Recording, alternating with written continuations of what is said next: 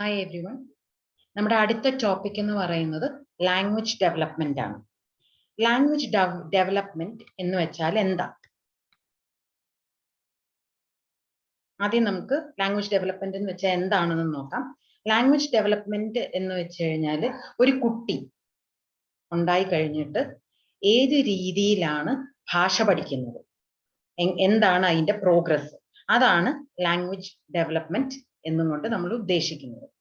Stages of development, ഓരോ mile stones അല്ലെങ്കിൽ ഓരോ ഘട്ടങ്ങള് യൂണിവേഴ്സലാ. എല്ലാ മനുഷ്യരും മൈൽ സ്റ്റോൺസ് സെയിം ആണ്. പക്ഷെ എത്ര ക്വിക്ലി ആണ് ആ മൈൽ സ്റ്റോൺസ്, ആ സ്റ്റേജസ് അച്ചീവ് ചെയ്യുന്നതെന്നുള്ളതാണ് ഡിഫറെന്റ് ആയിട്ട് വരുന്നത് ഓരോ വ്യക്തികൾക്കും. നമ്മൾ രണ്ട് കുട്ടികളെ എടുത്തു നോക്കുവാണെന്നുണ്ടെങ്കിൽ ഒരേ പ്രായക്കാരാണെങ്കിൽ പോലും ഒരേ മൈൽ സ്റ്റോണിലായിരിക്കത്തില്ല, അല്ലെങ്കിൽ ഒരേ സ്റ്റേജ് ഓഫ് ഡെവലപ്മെന്റിലായിരിക്കത്തില്ല രണ്ടുപേരും ഭാഷയെ സംബന്ധിച്ച്. ഓക്കെ, അതിനെയാണ് milestones. Milestones same ആണ്, പക്ഷെ ഒരു കുട്ടി ഓരോ സ്റ്റേജ് അച്ചീവ് ചെയ്യുന്നത് സെയിം ആയിട്ടായിരിക്കത്തില്ല. It will vary with individuals. Okay, എല്ലാവരും തുടങ്ങുന്നത് എങ്ങനെയാ? വാക്കുകൾ വെച്ചിട്ടാണ് തുടങ്ങുന്നത്. സാധാരണ അമ്മ, അച്ഛൻ, കാക്ക, വേണം, അങ്ങനെയൊക്കെ ഓരോ വാക്കുകൾ വെച്ചിട്ടാണ് കുട്ടികൾ സംസാരിക്കുന്നത്. അത് കഴിഞ്ഞിട്ടാണ് കുറച്ചങ്ങോട്ട് കഴിഞ്ഞു കഴിയുമ്പോഴത്തേനുമാണ് കുറെ വാക്കുകൾ ഒന്നിച്ച് ചേർത്ത് വെച്ച് സെന്റൻസ് ആയിട്ട് സംസാരിക്കുന്നത്. ഓക്കെ, സോ അതാണ് ബേസിക് ആയിട്ട് പറഞ്ഞു കഴിഞ്ഞാൽ എന്താണ് സബ്ജക്ട് ലാംഗ്വേജ് ഡെവലപ്മെന്റ് എന്നുള്ളതാണ് ആ പറഞ്ഞത്. ഇനി സബ്ജക്ട് വേർബ് എഗ്രിമെന്റ്. ഓക്കെ, ഒരു സെന്റൻസിൽ സബ്ജക്റ്റ് എന്ന് വെച്ച് കഴിഞ്ഞാൽ ആരെ കുറിച്ചാണോ നമ്മൾ ആ സെന്റൻസിൽ പറയുന്നത്, എന്തിനെ കുറിച്ചാണോ നമ്മൾ ആ സെന്റൻസിനെ കുറിച്ച് പറയുന്നത്, അതാണ് സബ്ജക്റ്റ്. വേർബ് എന്തുവാ? ആക്ഷൻ എന്താണ്? ആ സബ്ജക്റ്റ് ചെയ്യുന്ന ആക്ഷൻ അല്ലെങ്കിൽ ആ സാധനത്തിൽ ചെയ്യുന്ന ആക്ഷൻ ആണ് വേർബ് എന്ന് പറയുന്നത്. ഈ രണ്ട് സബ്ജക്റ്റും വേർബും എഗ്രി ചെയ്യണം. അതിൽ ഏറ്റവും ഇമ്പോർട്ടന്റ് ആയിട്ടുള്ളത് it should agree in number. എന്ന് വെച്ചാൽ ഒരു സബ്ജക്റ്റിനെ കുറിച്ചാണ്, അതായത് സിംഗുലർ സബ്ജക്റ്റിനെ കുറിച്ചാണ് പറയുന്നെങ്കിൽ ആ വേർബ് സിംഗുലർ ആയിരിക്കണം. പ്ലൂറൽ സബ്ജക്റ്റിനെ കുറിച്ചാണ് പറയുന്നെങ്കിൽ വേർബ് പ്ലൂറൽ ആയിരിക്കണം. വേറെ ഒത്തിരി റൂൾസ് ഉണ്ട്. We will look at it one by one with examples. അപ്പം ഇവിടെ നമ്പർ എഗ്രി ചെയ്യണം. Singular subject will have a singular verb, action singular ആയിരിക്കും. എക്സാമ്പിൾ നോക്കിക്കേ. റെഡിൽ കാണുന്നതെല്ലാം സബ്ജക്റ്റ്. എന്തിനെ കുറിച്ചാണോ നമ്മൾ സംസാരിക്കുന്നത് അല്ലെങ്കിൽ ആരെ കുറിച്ചാണോ നമ്മൾ സംസാരിക്കുന്നത്, അതാണ് റെഡിൽ ഞാൻ ഹൈലൈറ്റ് ചെയ്തിരിക്കുന്നത്. യെലോയിൽ ഹൈലൈറ്റ് ചെയ്തിരിക്കുന്നത് ആ സബ്ജക്റ്റ് ചെയ്യുന്ന ആക്ഷൻ അല്ലെങ്കിൽ ആ സബ്ജക്റ്റിൽ ചെയ്യുന്ന action. So the first sentence is the little boy place in the sand box. അപ്പൊ എന്തിനെ കുറിച്ചാണ് നമ്മൾ ഇവിടെ സംസാരിക്കുന്നത്? നമ്മളൊരു കൊച്ചു പയ്യനെ കുറിച്ചാണ് സംസാരിക്കുന്നത്. The little boy, that is our subject. And what is the subject doing? കളിക്കുക. ഓക്കെ, എവിടെ കളിക്കുന്നു എന്നുള്ളത് പിന്നത്തെ കാര്യമാണ്, അത് ഡിസ്ക്രിപ്ഷൻസ് ആണ്, കൂടുതൽ ഡീറ്റെയിൽസ് ആണ്. നമ്മുടെ സബ്ജക്ട് എന്ന് പറയുന്നത് ദ ലിറ്റിൽ ബോയ് ആണ്. വേർബ് എന്ന് പറയുന്നത് പ്ലേ ആണ്, കളിക്കുകയാണ്. Okay, so the little boy plays. He പ്ലേയുടെ സിംഗുലർ ഫോം ആണ് plays. Okay, I play, he plays, she plays, they play എന്നാണല്ലോ. So singular is he or she. അപ്പൊ ഇവിടെ ഒരു ഹിയാ, ഹി പ്ലേസ്, അതാണ് singular form of the verb play. അപ്പൊ ഇവിടെ subject singular ആണ്, വേർബും സിംഗുലർ ആയിരിക്കും. എസ് ഉള്ളത് കൊണ്ട് പ്ലൂറൽ ആണെന്ന് ആരും വിചാരിക്കരുത്. ആ വേർബിന് ഫോം എന്ന് പറയുന്നത് I play, he or she plays, they play ആണ്. ഓക്കെ, സോ ഐയും സിംഗുലർ ആണ്, ഹി ഓർ ഷീയും സിംഗുലർ ആണ്, ദേ ആണ് പ്ലൂറൽ, അവിടെ പ്ലേ ആണ്. Okay, so here the little boy plays. ഇനി second sentence, happily sing the birds in the tree. Okay, ആദ്യം വരുന്നത് മാത്രമാണ് സബ്ജക്റ്റ് എന്ന് നിങ്ങൾ വിചാരിക്കല്ലോ. ഈ സെന്റൻസിൽ happily sing the birds in the tree, ഇത് ആരെ കുറിച്ചാ പറയുന്നത്? പക്ഷികളെ കുറിച്ചാ പറയുന്നത്. സോ ദ ബേർഡ്സ് ആണ് നമ്മുടെ സബ്ജക്റ്റ്. ആ ബേർഡ്സ് എന്തോ ചെയ്യുന്നത്? പാടുക, സിംഗ്. ഓക്കെ, ദേ സിംഗ്. ബേർഡ്സ് പ്ലൂറൽ ആണ്, അതുകൊണ്ട് അതിന്റെ accompanying verb plural ആയിരിക്കണം. So they sing, SING, sing. അല്ലാതെ S വരുന്നതല്ല plural എന്ന് നിങ്ങൾ പ്രത്യേകം ഓർക്കണം. ഇനി അടുത്ത sentence, the girls read a book together. The girls ആരെ കുറിച്ചാ പറയുന്നത്? പെൺപിള്ളാര് ഒരു പുസ്തകം വായിക്കുകയാണ് ഒന്നിച്ച് എന്നുള്ളതാണ് പറയുന്നത്. അപ്പൊ എന്തോ സബ്ജക്റ്റ്? പെൺപിള്ളാര്. The girls എന്താ അവർ ചെയ്യുന്നത്? അവർ വായിക്കുക. So they read. Okay, he or she reads, I read, they read. Okay, so അവിടെയും പ്ലൂറലിന്റെ കൂടെ പ്ലൂറൽ verb form ആണ് നമ്മൾ യൂസ് ചെയ്യുന്നത്. Okay, so this is important ആയിട്ട് നിങ്ങൾ ഓർത്തിരിക്കേണ്ടത്. എസ് അല്ല മാനദണ്ഡം എന്ന് ഓർത്തോണം. ഒരു വാക്കിന്റെ പുറകിൽ എസ് വന്നു കഴിഞ്ഞാൽ പ്ലൂറൽ ആണെന്നാണ് എല്ലാവരും വിചാരിക്കുന്നത്. എല്ലാ വേർബ് ആക്ഷൻ വേർബ്സ് അങ്ങനെയല്ല എന്ന് നിങ്ങൾ ഓർത്തോണം. ഓക്കെ, ഇനി നമുക്ക് rules of subject verb agreement. കുറെ റൂൾസ് ഉണ്ടെന്ന് ഞാൻ പറഞ്ഞു. ആദ്യത്തെ ആൻഡ് ഇമ്പോർട്ടന്റ് ആയിട്ടുള്ളതാണ് നമ്പർ എഗ്രി ചെയ്യണം. സിംഗുലറിന് സിംഗുലർ ആയിരിക്കണം, പ്ലൂറലിന് പ്ലൂറൽ ആയിരിക്കണം. അത് ഇനി ഞാൻ എക്സാമ്പിൾ പറയുന്നില്ല. അടുത്തത്, the number of subject verb is not changed by other words in between. അപ്പം നമ്മുടെ സബ്ജക്റ്റ് എന്താണ് എന്നുള്ളതെ ബേസ് ചെയ്താണ് നമ്പർ, വേർബിന്റെ നമ്പർ നമ്മൾ ഡിസൈഡ് ചെയ്യുന്നത്. അല്ലാതെ വേറെ ഒത്തിരി വാക്കുകൾ അതിന്റെ ഇടയിൽ വരുന്നുണ്ടാവും. അതിലൊന്നും ബേസ് ചെയ്തിട്ടല്ല നമ്മുടെ വേർബിന്റെ നമ്പർ ഡിസൈഡ് ചെയ്യുന്നത്. ഇവിടെ ഒരു എക്സാമ്പിൾ തന്നിട്ടുണ്ട്. One of the boxes is open. അപ്പം ഇവിടെ ബോക്സസ് ആണ് സബ്ജക്റ്റ് എന്ന് നമ്മൾ ചിന്തിക്കും. പക്ഷെ ഒന്ന് സൂക്ഷിച്ച് വായിച്ചു നോക്കിക്കേ. വൺ ഓഫ് ദ ബോക്സസ്, അതിന്റെ അർത്ഥം എന്താ? ഒരു ബോക്സിനെ കുറിച്ചാണ് ഈ സംസാരം വരുന്നത്, ഈ സെന്റൻസ് എഴുതിയിരുന്നത്. So the subject is one box. കുറെ ബോക്സുകളുണ്ട്, പക്ഷെ അതിലെ ഒരു ബോക്സ് ആണ് ഓപ്പൺ എന്നാണ് ഞാൻ ഈ പറയുന്നത്. അതുകൊണ്ട് we are talking about one box. അതാണ് നമ്മുടെ subject. So the verb over here is. കാരണം ഒരു ബോക്സ് ആയതുകൊണ്ട് അത് is ആണ്.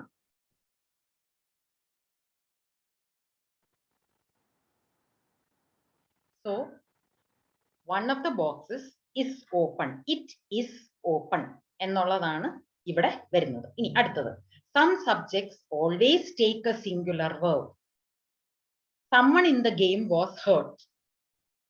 Okay, so ഗെയിമിൽ ശരിക്കും പറഞ്ഞു കഴിഞ്ഞാൽ ഒത്തിരി പേരുണ്ട്. പക്ഷെ ഇവിടെ നമ്മൾ സംസാരിക്കുന്ന ഒരാള് in the game was hurt. Okay, അവിടെ നമുക്ക് സിംഗിൾ ഹി വാസ് അല്ലെങ്കിൽ ഷീ വാസ് എന്നുള്ളതാണ് ഇവിടെ ഉദ്ദേശിക്കുന്നത്. അടുത്തത്, some words may be singular or plural depending on use. സെന്റൻസിന്റെ അകത്ത് നമ്മൾ ഏത് രീതിയിലാണോ ആ വാക്ക് ഉപയോഗിക്കുന്നത് അതേ ബേസ് ചെയ്തിട്ട് സിംഗുലർ അല്ലെങ്കിൽ പ്ലൂറൽ വേർബ് നമുക്ക് ആഡ് ചെയ്യാം. മോസ്റ്റ് ഓഫ് ദ ന്യൂസ് ശരിക്കും പറഞ്ഞു കഴിഞ്ഞാൽ പ്ലൂറൽ ആണ് എന്നാ നമ്മുടെ പെർസെപ്ഷനിൽ അത് പ്ലൂറൽ ആണ്. പക്ഷെ ഇവിടെ നമ്മൾ അതിനെ ദ ന്യൂസ് ഇസ് എന്നാ പറയുന്നത്. ഓക്കെ, അപ്പൊ അതിനെ പലതായിട്ടല്ല, ന്യൂസിനെ മൊത്തം ഹോൾ ഒന്നായിട്ടാണ് നമ്മൾ കാണുന്നത്. Most of the news is good. ഇനി അടുത്തത്, സബ്ജക്ട്സ് ജോയിൻഡ് ബൈ ആൻഡ്. ഇത് പ്രത്യേകം ശ്രദ്ധിച്ചോണം. നമുക്ക് ഒന്നിൽ കൂടുതൽ സബ്ജക്റ്റ് ഉണ്ടെങ്കിൽ അതിനെ ആൻഡ് വെച്ചിട്ടാണ് നമ്മൾ ജോയിൻ ചെയ്യുന്നതെങ്കിൽ അതിന്റെ പ്ലൂറൽ വേർബ് ആണ് നമ്മൾ എഴുതേണ്ടത്. ഓക്കെ, ഒന്നിൽ കൂടുതൽ ഉള്ളതുകൊണ്ട് ആൻഡ് എന്ന് പറയുമ്പോൾ ഒന്നിൽ കൂടുതൽ.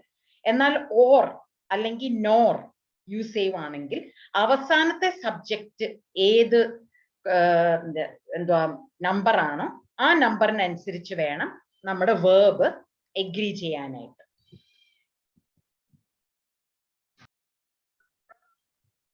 ഇവിടെ നമുക്ക് എക്സാമ്പിൾസ് കാണാം. Bob and George are leaving. They are leaving എന്നുള്ളതാണ് ഇവിടെ വരുന്നത്. രണ്ടുപേരുള്ളത് കൊണ്ട് പ്ലൂറൽ ആണ്. They are leaving. ഇനി neither Bob nor George is leaving. അപ്പൊ ഇവിടെ എന്തോ നോക്കുന്നത്? ജോർജിനെയാണ്. നോർ കഴിഞ്ഞിട്ട് വരുന്ന ലാസ്റ്റ് വരുന്ന സബ്ജക്ട് ജോർജ് ഒരാളാണ്. അതുകൊണ്ട് അവിടെ സിംഗുലർ ആണ് യൂസ് ചെയ്തിരിക്കുന്നത്. ഓക്കെ, ഇനി നമുക്ക് അടുത്ത there and here are never subjects. എന്ന് വെച്ചാൽ there എന്നുള്ള വാക്കോ here എന്നുള്ള വാക്കോ ആദ്യം വന്നാലും എവിടെ വന്നാലും കൊള്ളാം, അത് സബ്ജക്റ്റ് അല്ല. അപ്പൊ ഇവിടെ ഒരു സെന്റൻസ് എക്സാമ്പിൾ നോക്കിക്കേ, there were 5 books on the shelf. ഇത് എന്തിനെ കുറിച്ചാണ് സംസാരിക്കുന്നത്? പുസ്തകത്തെ കുറിച്ചാണ് സംസാരിക്കുന്നത്. 5 പുസ്തകങ്ങൾ. So that is the subject. There അല്ല subject. അതേ ബേസ് ചെയ്ത് 5 പുസ്തകങ്ങൾ എന്ന് പറഞ്ഞാൽ പ്ലൂറൽ ആണല്ലോ. അപ്പം they were on the shelf എന്നുള്ളതാണല്ലോ ഉദ്ദേശിക്കുന്നത്. അപ്പം were is plural. ഇനി കളക്റ്റീവ് നൗൺസ്, ചില കളക്റ്റീവ് നൗൺസ് സിംഗുലർ ആയിട്ടും യൂസ് ചെയ്യാം, പ്ലൂറൽ ആയിട്ടും യൂസ് ചെയ്യാം. അത് സെന്റൻസിനെ ബേസ് ചെയ്തിട്ടിരിക്കും. അപ്പൊ ഇവിടെ 2 എക്സാമ്പിൾ ഒരേ നൗൺ ആണ്, orchestra. Okay, the orchestra is playing A new song. അപ്പൊ ആ മൊത്തത്തിനെ ഒരു യൂണിറ്റ് ആയിട്ട് കണ്ടുകൊണ്ട് അത് ഒരു പാട്ട് ആണ് കളിക്കുന്നത്, പ്ലേ ചെയ്യുന്നത് എന്നാണ് നമ്മൾ പറയുന്നത്. എന്നാൽ അടുത്ത സെന്റൻസ് നോക്കിക്കേ, the orchestra were asked to give their musical background. അപ്പൊ ഓർക്കസ്ട്രയിൽ ശരിക്കും പറഞ്ഞു കഴിഞ്ഞാൽ ഒത്തിരി പേരുണ്ട്.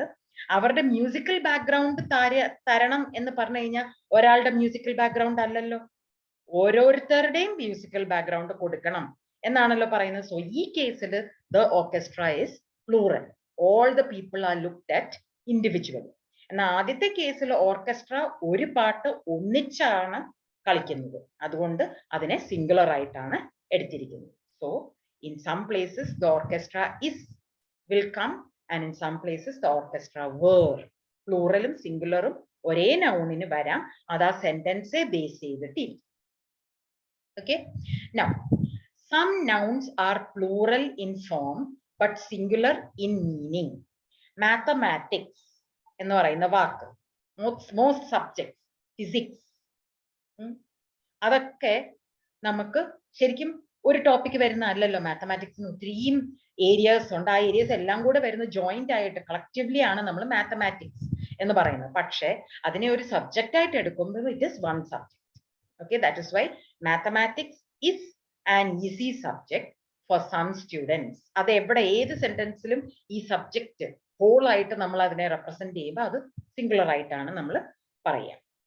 ഓക്കെ, നൗ ഡസ് നോട്ടും ഡു നോട്ടും എപ്പോഴാണ് യൂസ് ചെയ്യുന്നത്?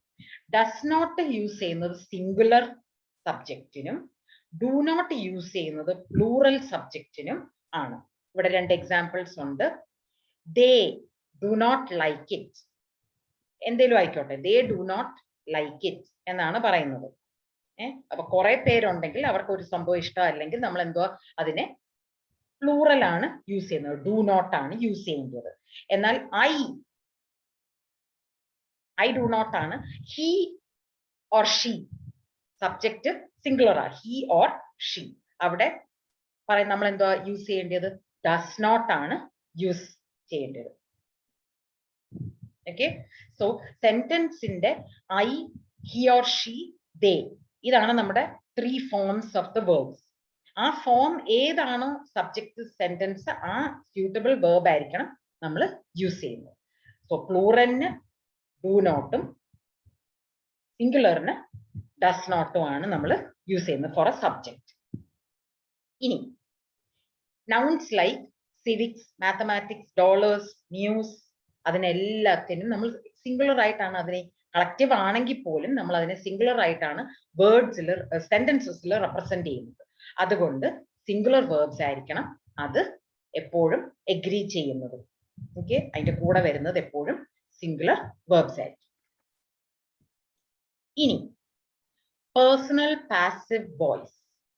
പേഴ്സണൽ പാസീവ് വോയിസും ആക്റ്റീവ് വോയിസും പാസീവ് വോയിസും ആണ് പേഴ്സണൽ പാസീവ് വോയിസ് എന്ന് പറഞ്ഞ് നമ്മൾ യൂസ് ചെയ്യുന്നത്. ഇതിൽ എന്തോ നമ്മൾ ചെയ്യുന്നത്? ആക്റ്റീവ് സെന്റൻസിൽ എപ്പോഴും എന്താണോ ഓബ്ജക്റ്റ്, ഒരു ആക്റ്റീവ് സെന്റൻസിലെ ഓബ്ജക്റ്റ് എന്തിനെ കുറിച്ചാണോ നമ്മൾ പറയുന്നത്, അതിനെ പാസീവ് സെന്റൻസ് ആക്കുമ്പം ആ ഓബ്ജക്റ്റ് ആയിരിക്കും ആ പാസീവ് സെന്റൻസിന്റെ സബ്ജക്റ്റ്. ഓക്കെ, അപ്പൊ ഇവിടെ ഒരു എക്സാമ്പിൾ നമുക്ക് നോക്കാം. താഴെ യെലോയിൽ എഴുതിയിരിക്കുന്നത് നോക്കിക്കോ. They build houses. എന്തിനെ കുറിച്ചാണ് നമ്മൾ സംസാരിക്കുന്നത്? What is the object of the sentence? The object of the sentence is houses. Okay, അപ്പൊ ഇത് പാസീവ് ആയിട്ട് നമ്മൾ എഴുതുമ്പം നമ്മൾ സബ്ജക്റ്റ് എന്തുവാ? ഹൗസസ് ആണ് നമ്മുടെ സബ്ജക്ട്. ദേ ബിൽഡ് ഹൗസസിനെ ഹൗസസ് ആർ ബിൽഡ് എന്ന് എഴുതും. Okay, so this is how active-il നിന്നും പാസീവിലേക്ക് ഒരു സെന്റൻസ് ആക്കുന്നത് എങ്ങനെയാണെന്നുള്ളതാണ് ഇതിന്റെ അകത്ത് കാണിക്കുന്നത്. ഇനി every verb that needs an object can form a personal passive. ഏതൊക്കെ verbs in that is build എന്നുള്ള verb ആണല്ലോ ഇവിടെ, ഇത് ഒരു verbേ ഉള്ളൂ. build എന്നുള്ള verb ആണ് ഇവിടെ കൊടുത്തിരിക്കുന്നത്. ആ verbന് object ആവശ്യമാണ്. എന്തിനാ ബിൽഡ് ചെയ്യുന്നത്? അങ്ങനെ ഒരു സാധനം നമുക്ക് ആവശ്യമാണ്. അങ്ങനെ വരുന്ന എല്ലാ സെന്റൻസുകളിലും നമുക്ക് പേഴ്സണൽ പാസീവ് ആക്കാം. ഹൗസിനെ കുറിച്ച് ദേനെ നമ്മൾ ഒമിറ്റ് ചെയ്തു, ദേനെ ഒമിറ്റ് ചെയ്ത് നമുക്ക് സെന്റൻസിനെ ബിൽഡ് ചെയ്യാം. അങ്ങനത്തെ വേറൊരു എക്സാമ്പിൾ ആണ് the teacher gave dum homework. Okay, ഇതിന്റെ ശരിക്കും ആക്ട് എന്തുവാ? ആക്ഷൻ എന്ന് പറയുന്നത് ഗേവ്. ഓക്കെ, ആർക്കാ കൊടുത്തത്? What is the object? Them. Students ആയിരിക്കും, ആരെങ്കിലും ആയിക്കോട്ടെ, ദം. ഓക്കെ, സോ ഇവിടുത്തെ ആക്റ്റീവ് സെന്റൻസിൽ സബ്ജക്ട് ടീച്ചർ ആണ്, പക്ഷെ നമുക്ക് അതിനെ ഒഴിവാക്കാം. അപ്പൊ പേഴ്സണൽ പാസീവ് ആയിട്ട് കൺവേർട്ട് ചെയ്യുമ്പോൾ we can write they were given homework. കഴിഞ്ഞു. ഹോംവർക്ക് തരുന്നത് ടീച്ചർ, അത് understood. Okay, this is a personal passive voice.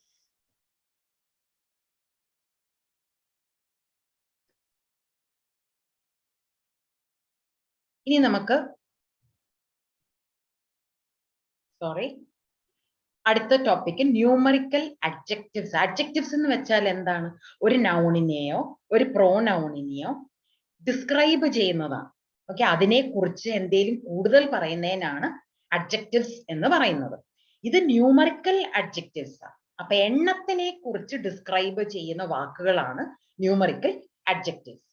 Okay, so it denotes number അല്ലെങ്കിൽ ഓർഡർ, ഫസ്റ്റ് സെക്കൻഡ് തേർഡ്, അതൊക്കെ ഓർഡറിനെയാണ് ഡെസിഗ്നേറ്റ് ചെയ്യുന്നത്. അതിന്റെ കൂട്ടത്തിൽ നമ്പറും ഡെസിഗ്നേറ്റ് ഉണ്ട്. 1 2 3 അതൊക്കെ നമ്പറിനെ ഡെസിഗ്നേറ്റ് ചെയ്യുന്നു. പിന്നെ ഓൾ, സം, ഫ്യൂ ഇതെല്ലാം നമ്പറിനെ ഡെസിഗ്നേറ്റ് ചെയ്യുന്നു. അങ്ങനെ ന്യൂമറിക്കൽ അഡ്ജക്റ്റീവ്സ് 3 തരമാണ്. ഒന്ന് ഡെഫിനിറ്റ്. ഡെഫിനിറ്റ് എന്ന് വെച്ചാൽ എന്താ? എണ്ണം, നമ്പർ അല്ലെങ്കിൽ ഓർഡർ. 1 2 3 ഫസ്റ്റ് സെക്കൻഡ് തേർഡ് ഇതെല്ലാം ഡെഫിനിറ്റ് ആണ്. So I have 3 books, I am first in my class, അങ്ങനെയൊക്കെ പറയുന്നത് ഡെഫിനിറ്റ് ന്യൂമറിക് അഡ്ജക്റ്റീവ് ആണ് യൂസ് ചെയ്യുന്നത്. ഓക്കെ, ഇനി ഇൻഡെഫിനിറ്റ്. ഇൻഡെഫിനിറ്റ് എന്ന് വെച്ചാൽ എണ്ണം കൃത്യമായിട്ട് അറിയത്തില്ല, പക്ഷെ ഏകദേശം ഒരു നമ്പർ.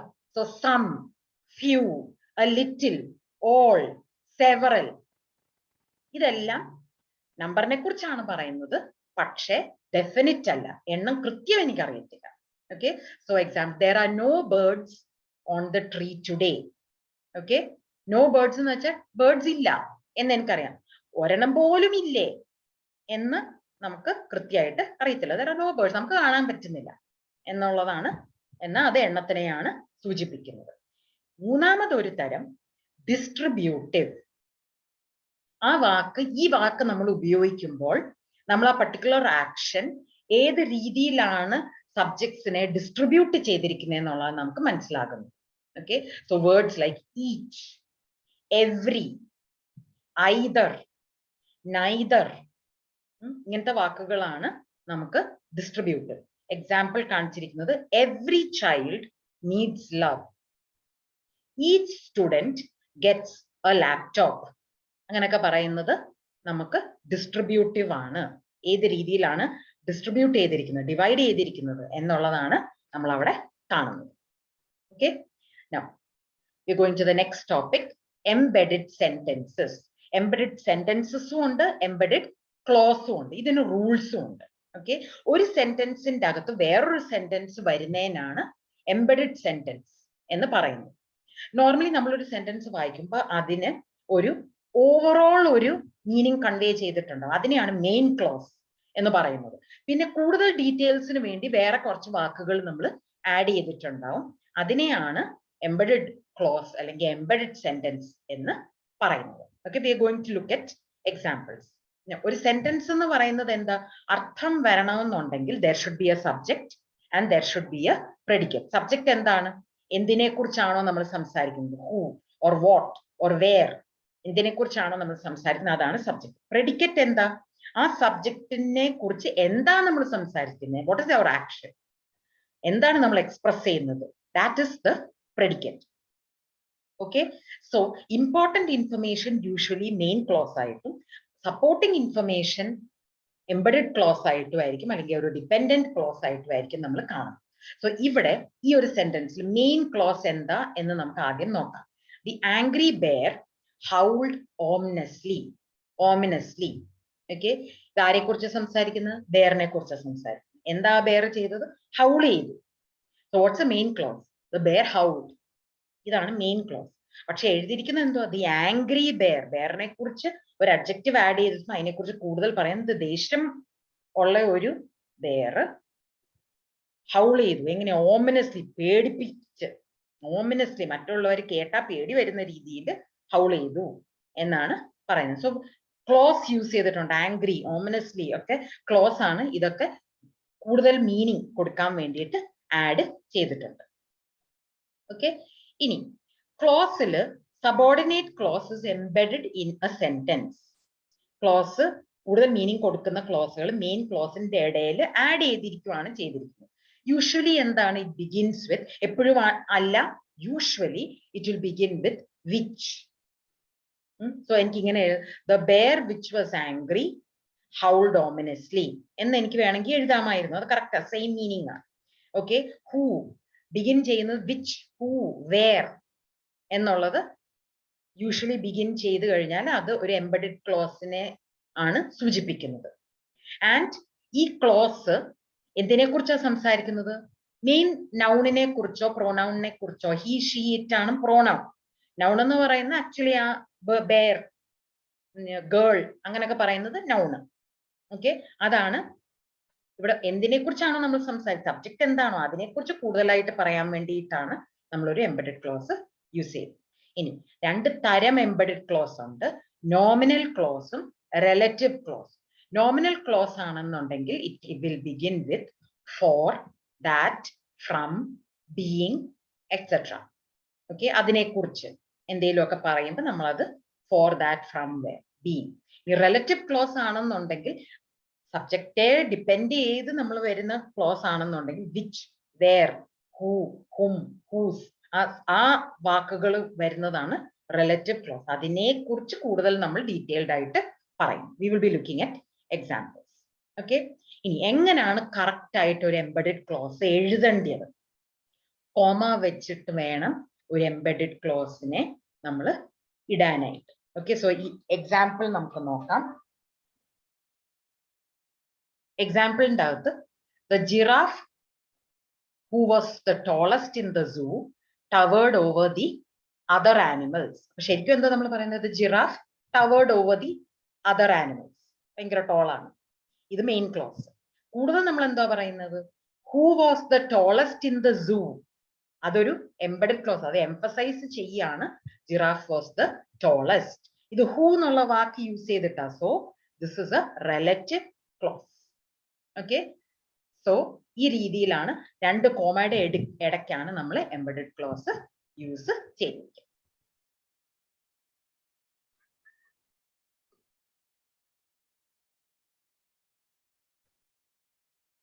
ഇനി നമ്മൾ കണ്ടീഷണൽസ് ആണ് നോക്കുന്നത്. കണ്ടീഷണൽ ആ വാക്ക് കേൾക്കുമ്പോൾ തന്നെ നമുക്കറിയാമല്ലോ, ഒരു കണ്ടീഷനോടുകൂടി നമ്മൾ ഒരു സ്റ്റേറ്റ്മെന്റ് പറയുമ്പോഴാണ് കണ്ടീഷണൽസ് എന്ന് നമ്മൾ പറയുന്നത്. If it had rained, you would have gotten wet. അപ്പൊ എപ്പോഴായിരുന്നു നമ്മൾ നനയുന്നത്? മഴ പെയ്തിരുന്നെങ്കിൽ നനഞ്ഞേനെ എന്നാണ് പറയുന്നത്. അതാണ് condition. Okay, you have gotten wet, you would have gotten wet if it had rained. Sentence, same sentence വേറെ രീതിയിൽ പറയുന്നു എന്ന് മാത്രമേ ഉള്ളൂ. സബ്ജക്റ്റിനെ പ്രെഡിക്കേറ്റ് ആക്കി, അത്രേ ഉള്ളൂ. Okay, you would have gotten wet if it had rained. You would have passed your exam if you had worked hard. If you had worked hard, you would have passed your exam. എല്ലാം same. ഇതിനെല്ലാത്തിനും ഒരു condition ഉണ്ട്. Okay, so ഇതിനെയാണ് conditions. പല സിനാരിയോയിലും നമുക്കൊരു ഒരു കാര്യം നടന്നേലാണ് വേറൊരു കാര്യം നടക്കുന്നത് എങ്കിൽ അത് കണ്ടീഷണൽസ് ആയിട്ടാണ് നമ്മൾ എഴുതുന്നത്. നോർമലി നമ്മൾ യൂസ് ചെയ്യുന്ന വാക്ക് ഇഫ് ആണ്. ഓക്കെ, എപ്പോഴും ആയിരിക്കണമെന്നില്ല. നോർമലി നമ്മൾ ഇഫ് ആണ് യൂസ് ചെയ്യുക. ഇനി അടുത്തത് റിപ്പോർട്ടഡ് സ്പീച്ച്. ഇപ്പൊ ഇച്ചിരി മുമ്പ് ഞാൻ പറഞ്ഞത് ആക്റ്റീവ് സ്പീച്ചും പാസീവ് സ്പീച്ചും. നോർമലി ആക്റ്റീവ് സ്പീച്ച് ഒരാൾ നേരെ നേരിട്ട് ഒരാളോട് സംസാരിക്കുമ്പം എന്താണ്, ഏത് രീതിയിലാണോ നമ്മൾ സംസാരിക്കുന്നത് അതിനെയാണ് ആക്റ്റീവ് എന്ന് പറയുന്നത്. റിപ്പോർട്ടഡ് എന്തുവാ, വേറൊരാള് സംഭവങ്ങളെ കുറിച്ച് പറയുമ്പം വേറൊരു തേർഡ് പേഴ്സൺ നേരിട്ട് ആ സംഭവത്തിൽ ഇല്ലാത്ത വേറൊരാള് അതിനെക്കുറിച്ച് പറയുമ്പോൾ ഉപയോഗിക്കുന്ന ലാംഗ്വേജ് ആണ് reported speech. Okay, so reported speech is used to communicate what someone else said. വേറൊരു കാര്യം വേറൊരാള് പറഞ്ഞത് അല്ലെങ്കിൽ വേറെ എപ്പോഴോ വേറെ ആർക്കൊക്കെയോ സംഭവിച്ച കാര്യങ്ങൾ നമ്മൾ വേറൊരാളോട് പറയുമ്പോൾ ഉപയോഗിക്കുന്ന ലാംഗ്വേജ് ആണ് അല്ലെങ്കിൽ സ്പീച്ച് ആണ് reported speech. It is used to speak about the past. എപ്പോഴോ സംഭവിച്ച വേറെ ആർക്കോ സംഭവിച്ച കാര്യത്തിനെ കുറിച്ച് നമ്മൾ പറയും. ഓക്കെ, ചെയ്യുന്നത് എന്തുവാ, it changes the original speech by changing the pronoun or the tense. പാസ്റ്റിനെ കുറിച്ച് പറയുമ്പോൾ നമ്മൾ അന്നേരം നടന്നപ്പം അവർ തമ്മിൽ സംസാരിച്ച രീതി പറഞ്ഞാൽ പറ്റത്തില്ലല്ലോ. വേറെ ആൾ നമ്മൾ പറയുമ്പോൾ കാര്യങ്ങൾ മനസ്സിലാവണമെന്നുണ്ടെങ്കിൽ നമ്മൾ പ്രോനൗണോ ടെൻസോ മാറ്റിയായിരിക്കും നമ്മൾ സംസാരിക്കും. These are some examples. Direct സ്പീച്ചും ഇൻഡയറക്റ്റ് സ്പീച്ചും. ഡയറക്റ്റ് സ്പീച്ച് എന്തുവാ, അന്നേരം സംഭവിച്ചപ്പം അവർ തമ്മിൽ സംസാരിച്ചതാണ് direct speech. He said I live in the city centre. ഞാൻ ആ സംസാരിക്കുന്നത് ഞാൻ പറയാണ് I live in the city centre. ഞാൻ പറയാണ് I am going out, I finished, I been studying a lot, I arrived before you, I had already left, I will be there at 2 PM. ഇതെല്ലാം ഞാൻ പറയുന്ന കാര്യങ്ങളാണ്.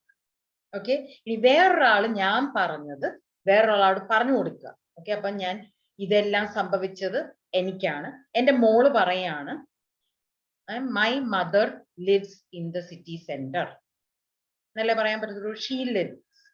ഈ past tense കുറെ കാലം കഴിഞ്ഞാണ്, ഇപ്പൊ 10 വർഷം കഴിഞ്ഞ് പറയുന്ന കാര്യമാണെങ്കിൽ എങ്ങനെയാ പറയാൻ പറ്റുന്നത്, my mother lived in the city centre എന്നല്ലേ പറയാൻ പറ്റത്തുള്ളൂ. അപ്പൊ വേറൊരാള് ഇത് റിപ്പോർട്ട് ചെയ്യുമ്പം യൂസ് ചെയ്യേണ്ടത്, ഇപ്പം പ്രസന്റ് സിമ്പിൾ ആണെങ്കിൽ റിപ്പോർട്ട് ചെയ്യുമ്പോൾ യൂസ് ചെയ്യേണ്ടത് പാസ്റ്റ് സിമ്പിൾ ആണ്.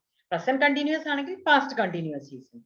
പ്രസന്റ് പെർഫെക്റ്റ് ആണെങ്കിൽ പാസ്റ്റ് പെർഫെക്റ്റ് യൂസ് ചെയ്യണം. അങ്ങനെയാണ് പോകുന്നത്. So I live in the city centre എന്നുള്ളത് ഡയറക്റ്റ് ആണെങ്കിൽ he lived in the city centre ആണ് indirect. I am going out എന്നുള്ളതാണ് ഡയറക്റ്റ് എങ്കിൽ he was going out past tense ആണ് ഇൻഡയറക്റ്റ് സ്പീച്ച്. ഇനി ഹി സെഡ് ഐ ഫിനിഷ്ഡ്, ഇത് മൊത്തം നമുക്ക് ചേഞ്ച് ചെയ്യണമെന്നുണ്ടെങ്കിൽ നമ്മൾ എന്തോ പറയും, ഹി സെഡിന് മാറ്റമില്ല. He said he had finished എന്നാണ് റിപ്പോർട്ട് ചെയ്യുമ്പോൾ നമ്മൾ പറയുന്നത്. Or reported speech, indirect speech. I have been learning a lot, studying a lot. He had been studying a lot. I arrived before you. He had arrived before you. I had already left. He had already left. I will be there at 2 PM. He would be there at 2 PM. He said he would be there at 2 PM. I am going to call Alan. He said he was going to call Alan. Okay, so ഏത് tense ആണോ നമ്മൾ direct സ്പീച്ചിൽ use ചെയ്യുന്നത് അതിന്റെ past ആയിരിക്കണം നമ്മൾ indirect അല്ലെങ്കിൽ reported സ്പീച്ചിൽ use ചെയ്യുന്നത്. Okay, now active വോയിസും പാസീവ് വോയിസും തമ്മിലുള്ള ഡിഫറൻസ്. ആക്റ്റീവ് വോയിസ് എന്ന് വെച്ചാൽ എന്താണ്, the sentence has a subject and there is a verb that acts on the subject. Okay, ഒരു subject there is a subject and the subject is doing something. Subject act ചെയ്യുന്നതിനാണ് active voice പറയുന്നത്. എന്നാൽ passive voice ആണെങ്കിൽ there is a subject and the subjectേലാണ് action നടക്കുന്നത്. Okay, so the dog chased the cat എന്ന് പറയുമ്പോൾ the dog is the subject and dog ആണ് chase ചെയ്യുന്നത്. എന്നാൽ ഇതിനെ പാസീവ് ആക്കുവാണെങ്കിൽ ഓബ്ജക്റ്റിനെ പിടിച്ചു വേണം, ദാറ്റ് ഇസ് ആ ഫസ്റ്റ് സെന്റൻസിലെ ഓബ്ജക്റ്റിനെ പിടിച്ച് സബ്ജക്റ്റ് ആക്കാം. The cat was chased by the dog. അപ്പൊ ഇത് പാസീവ് ആണ്. എന്തോ ഇവിടെ സംഭവിക്കുന്നത്, നമ്മുടെ ഇവിടെ സബ്ജക്റ്റ് കാറ്റ് ആണ്, ആ കാറ്റിനെ ആണ് ഡോഗ് ചേസ് ചെയ്തത്. So it becomes a passive voice. ആക്റ്റീവും പാസീവും തമ്മിലുള്ള ഡിഫറൻസ് മനസ്സിലായോ? When the subject is doing the action, we have active voice. When the subject is acted upon, then we have passive voice. Okay, with this I want to finish today's, lesson. So we have some more examples. Different tense നമ്മൾ കാണുകയാണ്. First is simple present tense. Reporters write news reports. അത് passive ആകുമ്പോൾ news reports are written by reporters. Okay. Simple past ലേക്കാണ് നമ്മൾ അതിനെ മാറ്റുന്നത്. Present continuous. Michael is baking a brownie. A brownie is being baked. Continuous ആയിട്ട് ആണ് വരുന്നത്. Is being baked by Michael. Past simple. The company hired new workers last year. കഴിഞ്ഞ വർഷം. New workers were hired by the company last year. ഇങ്ങനെ നമ്മൾ ആ verbും കൂടെ action, he is, they were എന്നുള്ള ആ വാക്കുകളും കൂടെ ഇതിന്റെ കൂടെ add ചെയ്ത് past ആണ്.